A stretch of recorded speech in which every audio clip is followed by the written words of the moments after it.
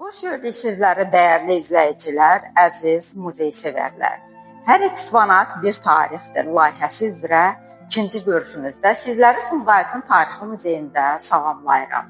Bugün sizə arxeoloji əşyalar bölməsi üzrə daş top mərmilərini təqdim etmək istəyirəm.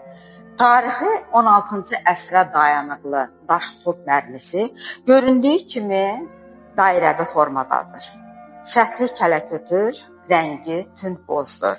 Əşya ötən əsrin 60-cı illərində Şamaxı rayonu Qalayboğurt kəndi ərazisində yerləşən Boğurt qalasının xarabalıqlarından aşkar edilmişdir.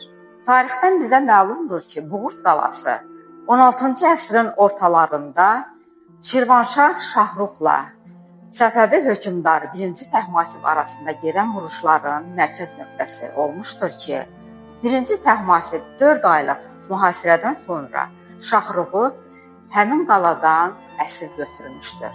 Sumqayıta yaxın yaşayış məskənindən aşkar olunmuş daş top mərmiləri şəhərimizin ərazi tarixi haqqında toplanılmış məlumatlara bir zənginlik, bir bütünlük gətirdiyinə görə bugün onları sizlərə təqdim etdim. Bütünlük bu qədər. Yeni gündə görüşmək ümidi ilə sağlıqla qalın.